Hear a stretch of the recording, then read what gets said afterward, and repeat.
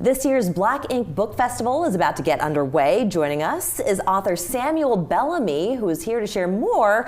And, you know, the Black Ink Festival is a wonderful opportunity for local authors to share their work, which you have a couple here that you're going to share with us. So tell us a bit more about why this year is different from the rest and why it's so special.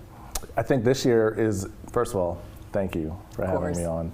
I think this year is different because it is the first year that we are trying to get back to our semblance of normal. You know, the past 2 years we've been virtual, so this year is kind of a hybrid mix where we'll have some virtual sessions, but also a lot of in-person activities as well. That's great. So just trying to get back to normal. This is our first attempt. Absolutely. So when did you get that bite to become an author yourself? Well, you know, I don't think I ever really got the bite. I'm still kind of processing and working my way through of like, you know, what type of author I want to be, still trying to fall in love with different genres.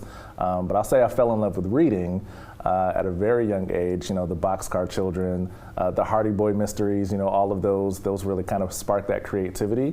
And I didn't really know that you can be an author, like just become an author, until maybe adulthood. And it was like, oh, you can just write something. Yeah. Like, and then there.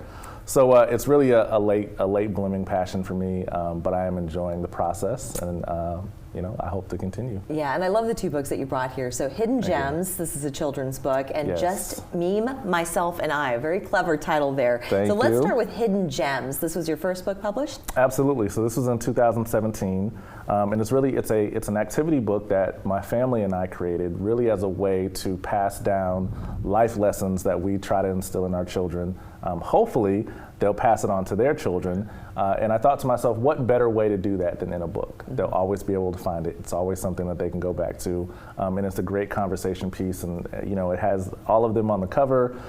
Every time they see it, they always light up. You know, it's them on the cover. And it was a great job. And I like that it is so interactive. So it really gets children focusing on what they are reading, and then they fill in the blanks, and absolutely, it keeps them absolutely engaged. That's the whole point of that book. Like, it's not something that you sit with your children, you know, you give to your children and they go off by themselves.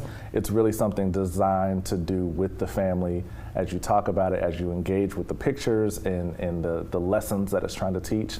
And that's really what we wanted to make sure that we conveyed. And please share with our audience the inspiration behind this book. So just me, myself, and I call it my pandemic project. You know, we were talking before, you know, I've been posting on my Facebook page every single morning between 6 and 7, just inspirational memes, and it started in 2018. And then by the time 2019, 2020 came, you know, someone said, hey, where can I get these? Like, is it in a book? So I was like, no, but it can be. Yeah. So that's that project, and it's really one of those things where, you know, if you're looking for a jolt of energy in the morning, or if you find yourself in a rut or anything like that, I believe that there's some nuggets in there that will help you move from point A to point B. Absolutely. You know, I was just reading through just the first couple of pages, and what a wonderful way to start your day, like you say.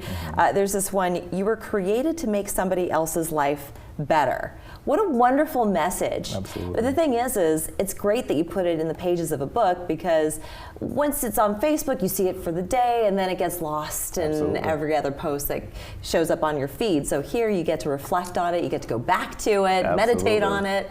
Absolutely. You know.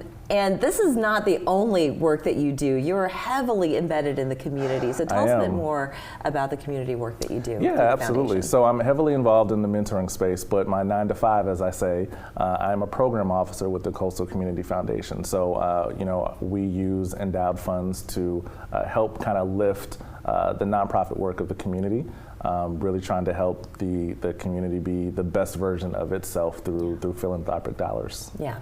And just going back to the Black Ink Book Festival, so this is happening Thursday, January 12th at 10 a.m. to 7 p.m. It's also Friday and Saturday.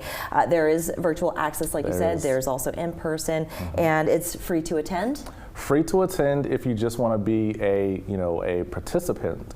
But if you're an author, there is another option if you want to showcase your books. There is a nominal fee for you to do that, but you can get a table, you can have book signings, you can really share your work in a more intimate way, so there is that option for you as well. That's great. And this is just a great time and a new year, inspiration for people who've always had that burning passion to put pen to paper, to do it now. You're a wonderful example of it. Thank and you. Speaking of hidden gems, this is for next time, but for the pirate aficionados out there who are watching, Samuel Bellamy, yes, is the name of a pirate, and there's a connection here. So we're going to find out more the next time you come back. I can't wait. Thank you so much, Sam. Great to see you. Thank you. We're back after this.